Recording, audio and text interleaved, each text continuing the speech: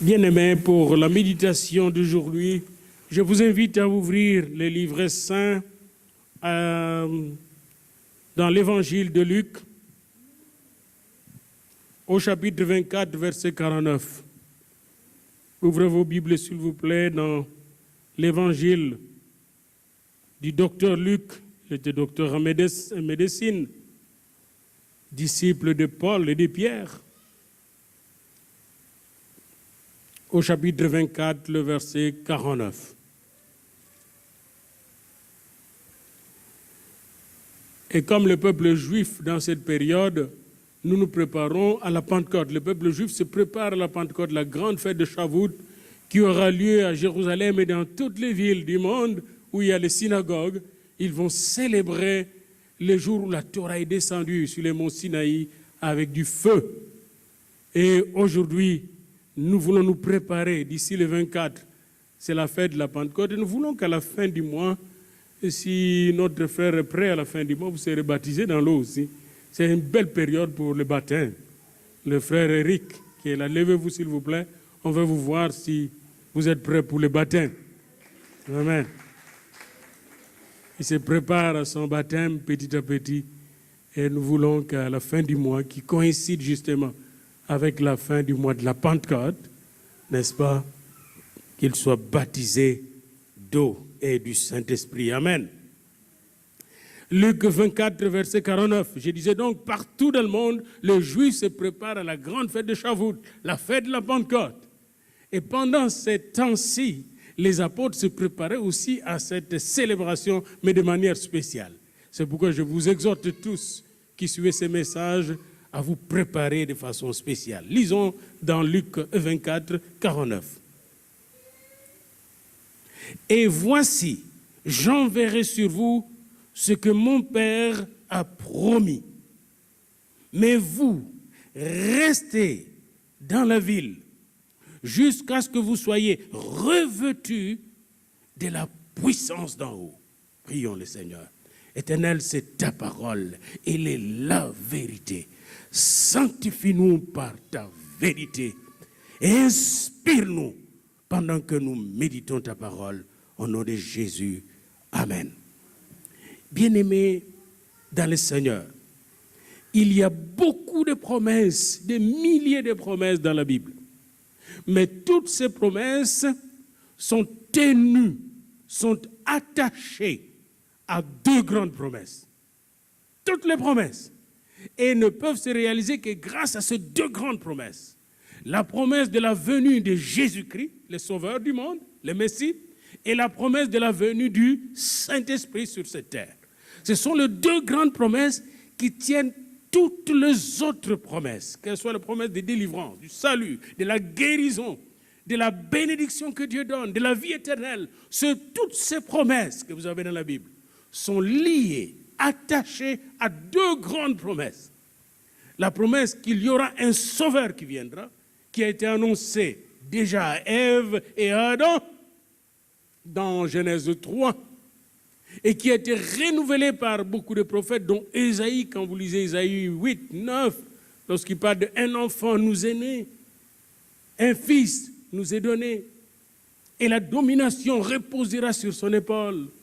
On l'appellera admirable, conseiller, Dieu Tout-Puissant, Prince de la paix. Et quand vous allez dans Ésaïe 53, le prophète Ésaïe annonce la souffrance du Messie. Et à travers cette souffrance, notre délivrance. Et quand vous allez dans Ésaïe 61, le prophète Ésaïe annonce l'onction du Messie. Dans Michée, le prophète Michée annonce où il sera né. Eh bien, c'est une grande promesse. Pourquoi? Parce que grâce à la promesse de délivrance, vous et moi, nous devenons enfants de Dieu. La deuxième grande promesse, c'est celle que Jésus nous a donnée, et avant lui, Jean-Baptiste.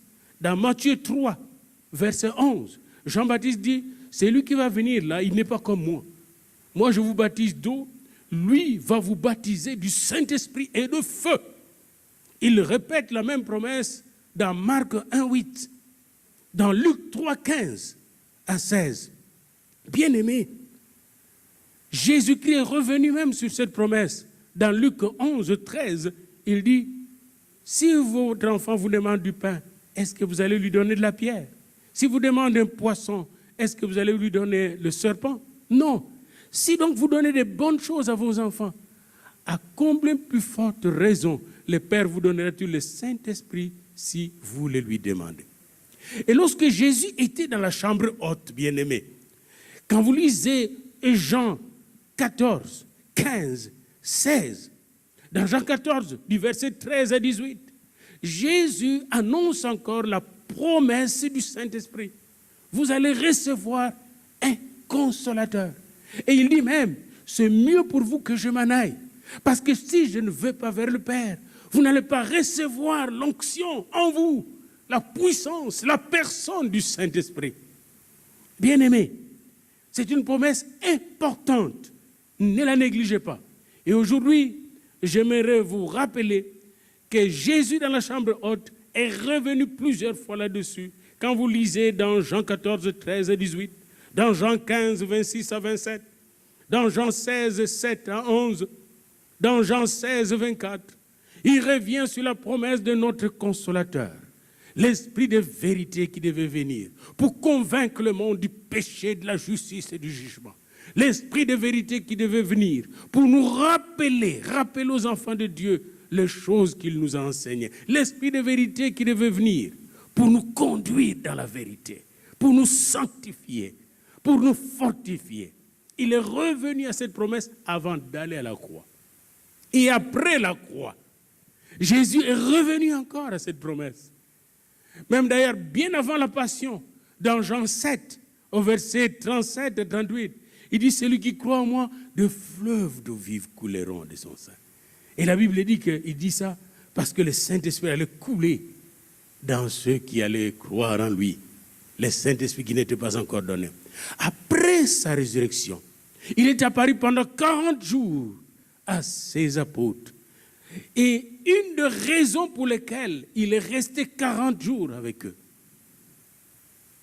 ce n'était pas pour réellement dire qu'il les ressuscitait, parce qu'il pouvait le leur dire, même en étant au ciel, mais c'était pour les fortifier, parce qu'il manque de force. Bien, mais combien de fois nous manquons de force dans notre vie?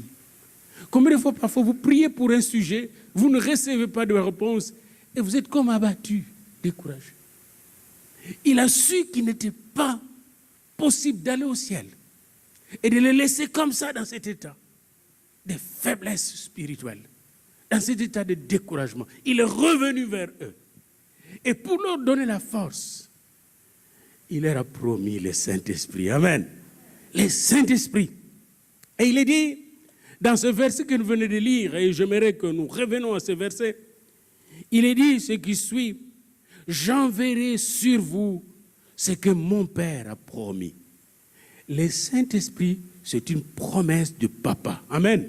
Le Dieu qui ne trompe pas et ne se trompe pas. Il nous a promis le Saint-Esprit. Et c'est pour tous ses enfants. Amen. C'est une promesse de notre Papa du ciel. C'est une promesse pour vous. C'est une promesse pour moi. Et cette promesse ne concerne pas seulement Pierre, Jacques et Jean, les chrétiens du premier siècle, puisque Dieu est le même hier, aujourd'hui, éternellement. Et Jésus-Christ est le même hier, aujourd'hui, éternellement. Hébreux 13, 8. Cette promesse vous concerne, cette promesse me concerne. Amen. C'est la plus grande promesse que nous recevons de Jésus-Christ.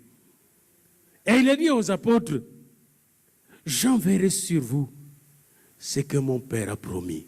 Et j'aimerais vous dire qu'aujourd'hui encore, il vous dit, j'enverrai sur vous ce que mon Père a promis. Amen. Aspirez à cela. Recevez cette promesse. Savez-vous, il y a un théologien qui a dit qu'on devient vraiment chrétien lorsqu'on est capable de dépendre de Dieu et de recevoir de Dieu. Amen. On devient vraiment chrétien lorsqu'on devient capable de dépendre de Dieu et de recevoir de Dieu, de s'abandonner à Dieu pour que Dieu puisse venir à nous. Amen. Est-ce que vous êtes capable ce matin d'accueillir Dieu? Est-ce que vous êtes capable de recevoir la promesse du Père? Notre capacité vient de la dépendance à Dieu. Est-ce que savez-vous que sans Dieu, nous ne pouvons rien faire? Jésus leur a dit, je vous enverrai ce que mon Père a promis.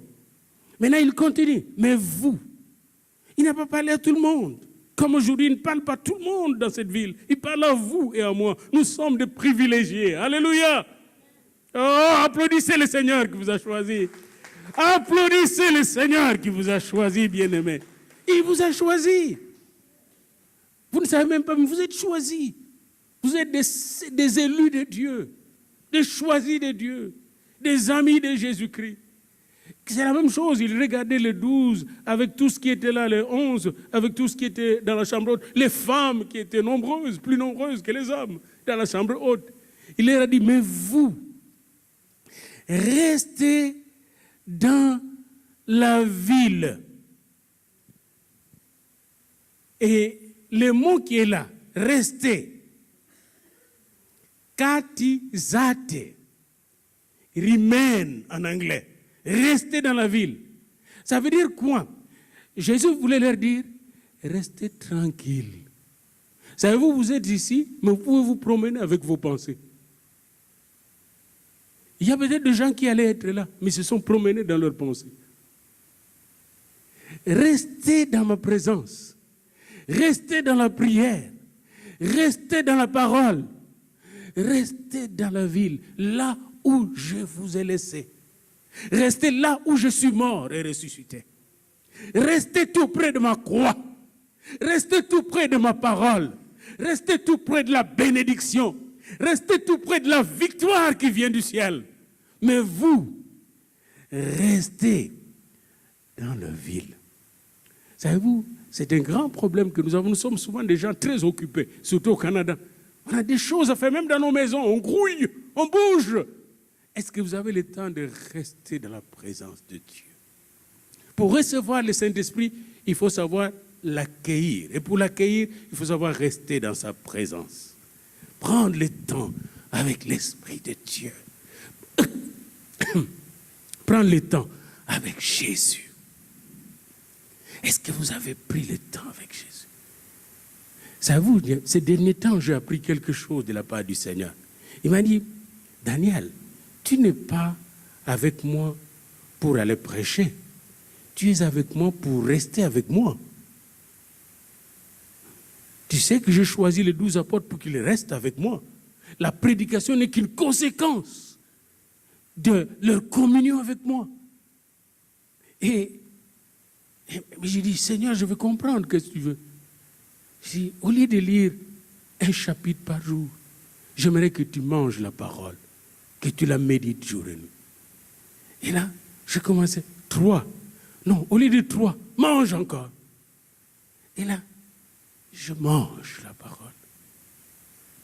Je mange la parole.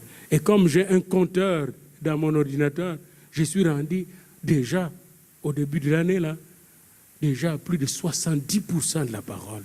Et il m'a dit, mange la parole pour que tu prophétises encore. Mange la parole. Est-ce que vous avez le temps de manger la parole?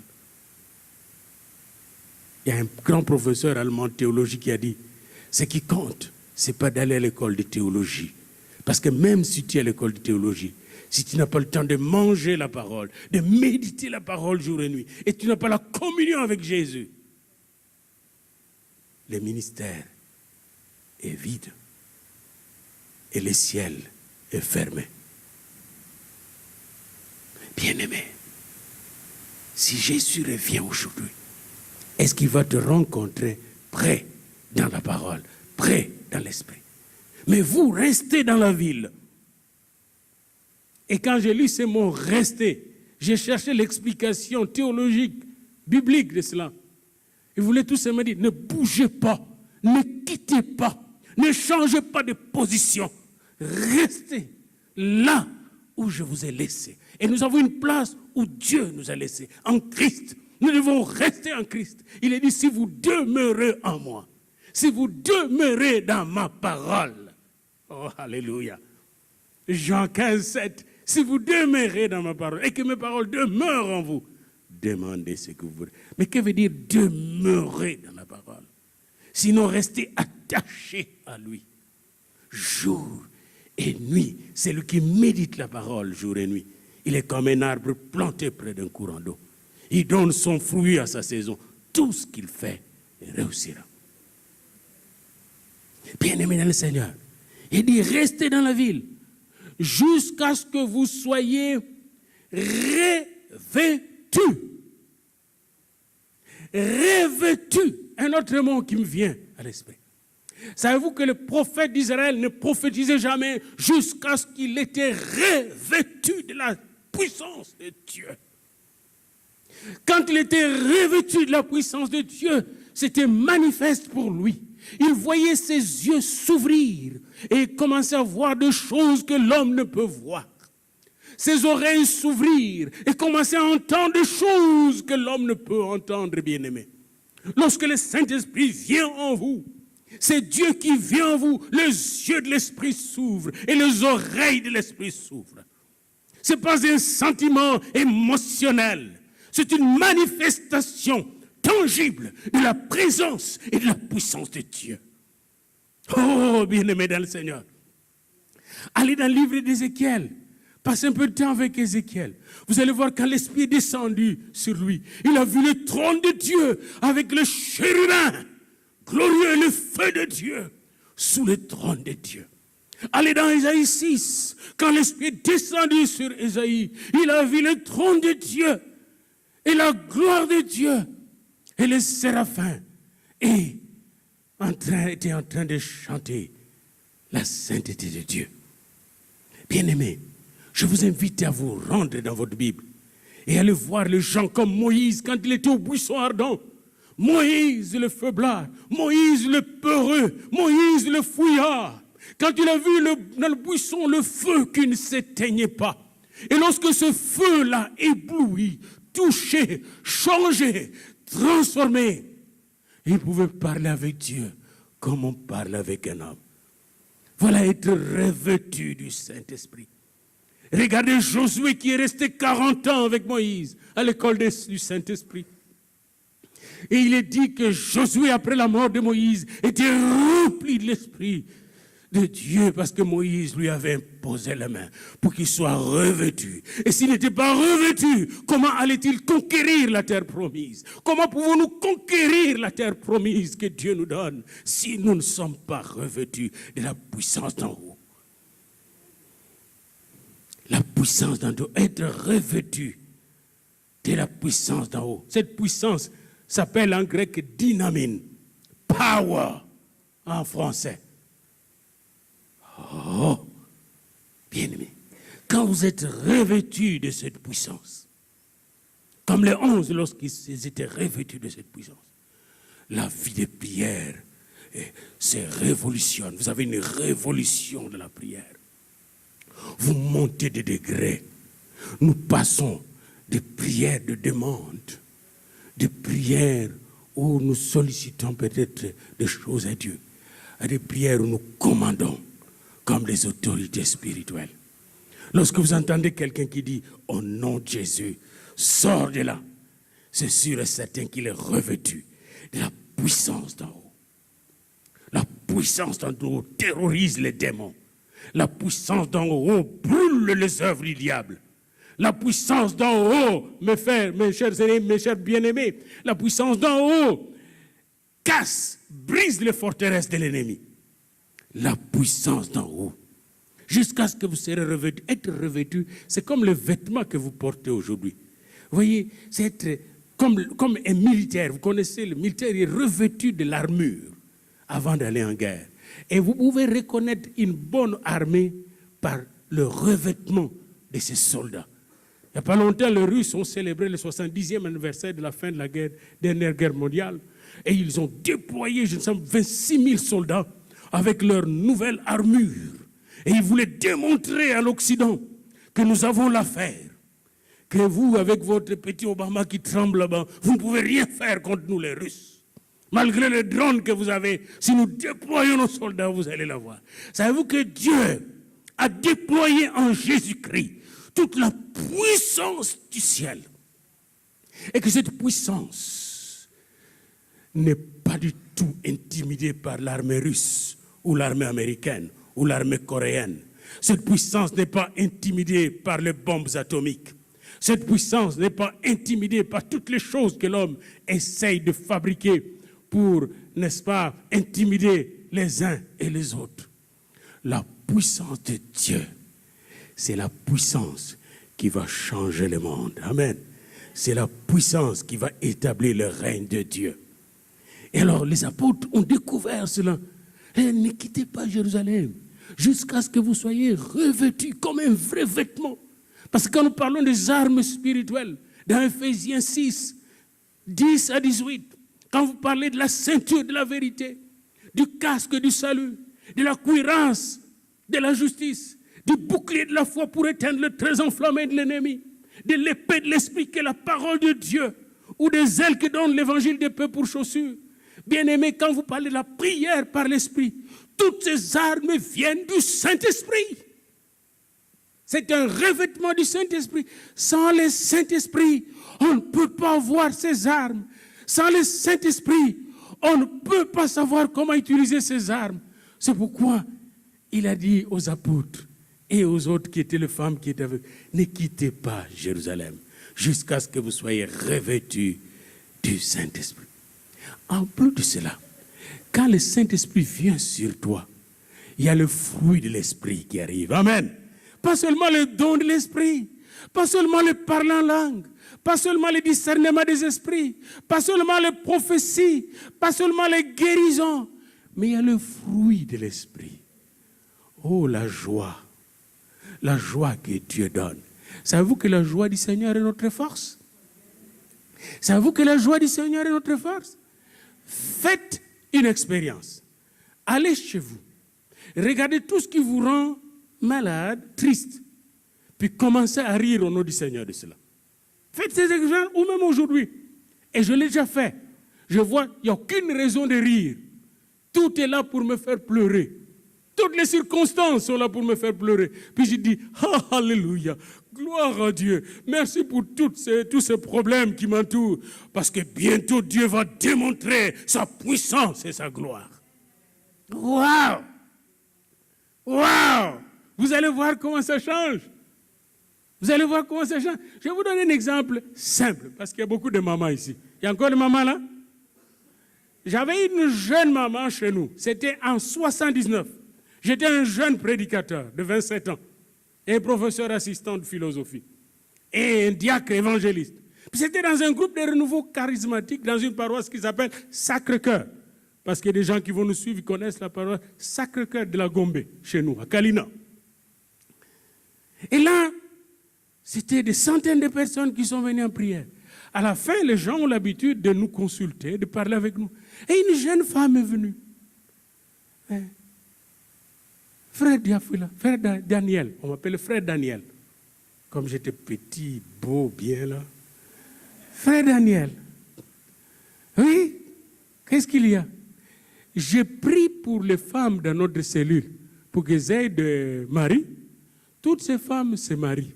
Et moi, je ne trouve pas de mari. Je suis vraiment triste pour cela. Et il était fâché. Puis je l'ai amené dans un coin. Je dis, viens dans le coin. Commence à rendre grâce à Dieu. À lui dire merci parce que mes prières pour les autres ont été exaucées. Puis oublie ta prière. Rentre chez toi pendant au moins 2 semaines ou 3. Dis merci Seigneur.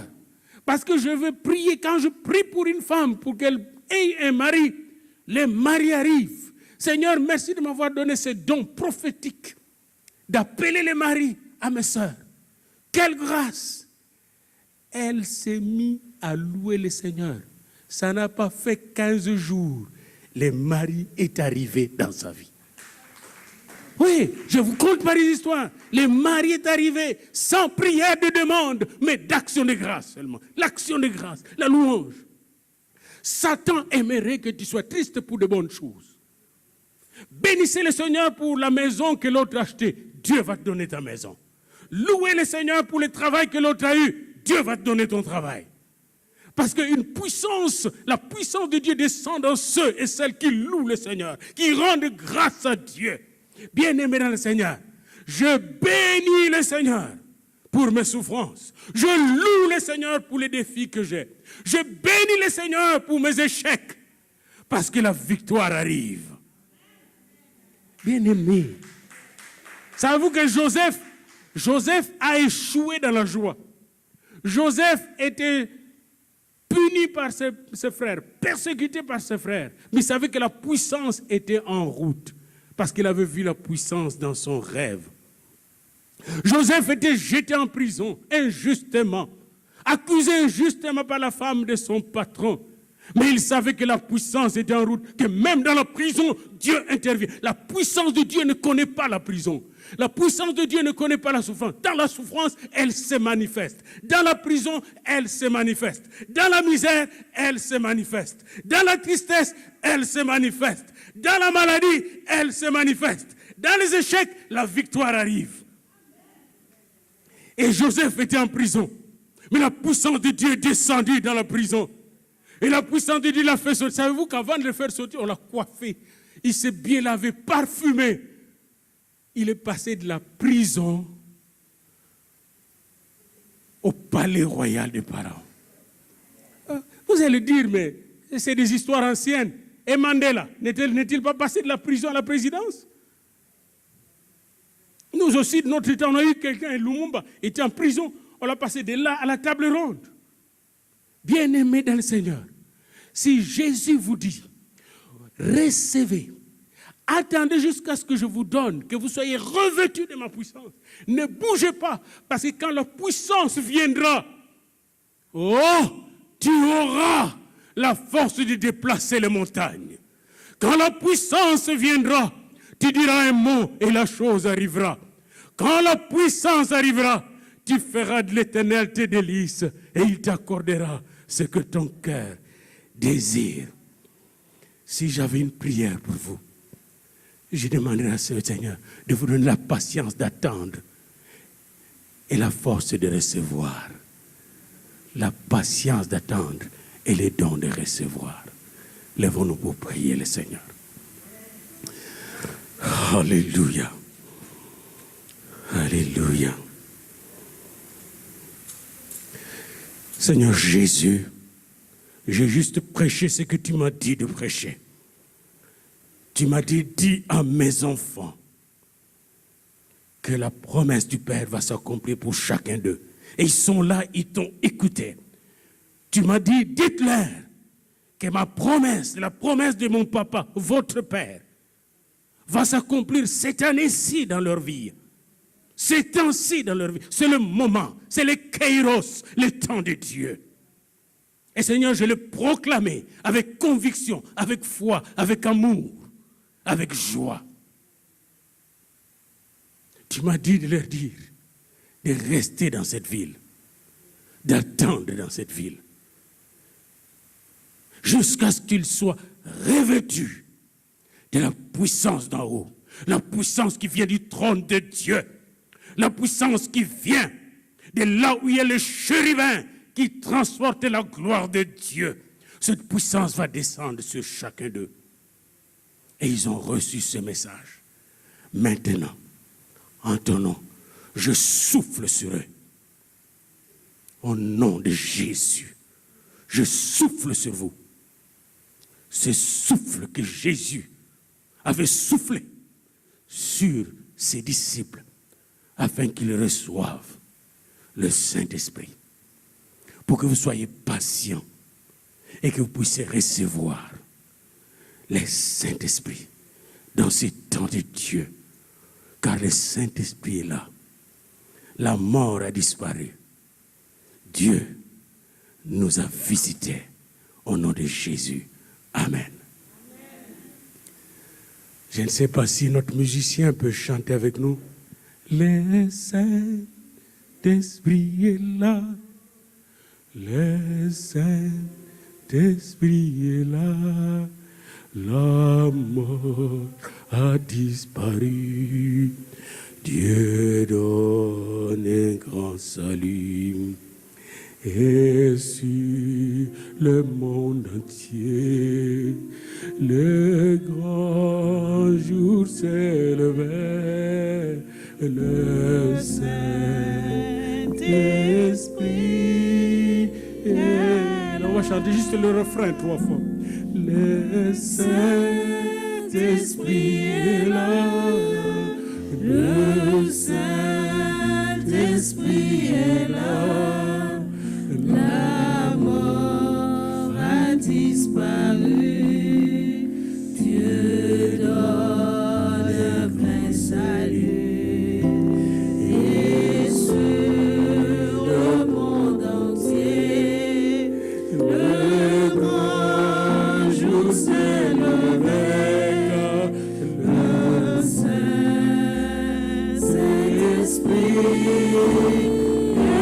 Encore, invoquez-les. Le Saint-Esprit est là.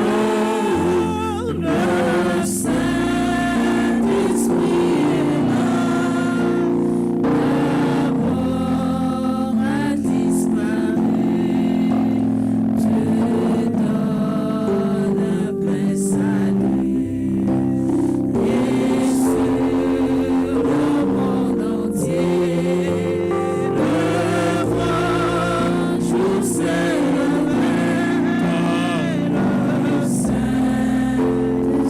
Saint-Esprit est là. Proclamons-le une dernière fois et recevons-le dans nos maisons, dans nos vies. Le Saint-Esprit là. Oh oui. Le Saint-Esprit est là. La mort a disparu.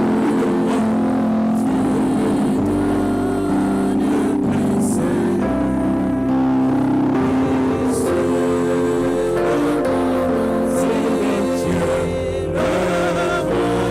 grand jour s'est levé.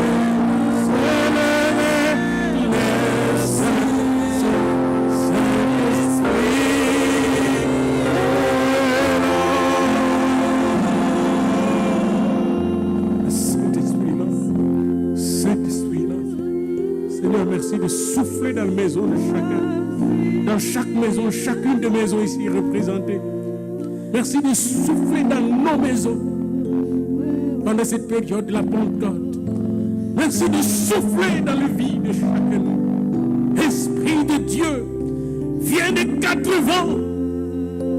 Souffle de nouveau sur chacun de nous. Souffle et balaye toutes les œuvres de l'ennemi et établis le royaume de Dieu dans nos cœurs et dans nos vies. Établis la santé de Dieu dans nos cœurs et dans nos vies. Esprit de feu, souffle.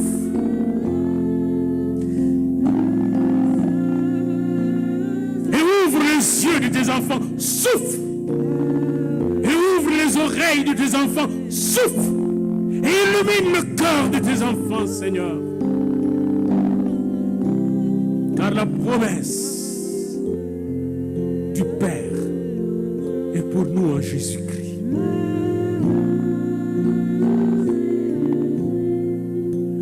Le Saint-Esprit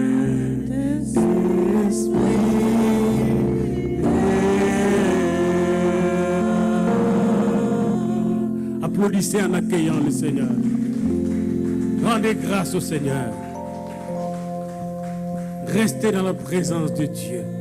Amen.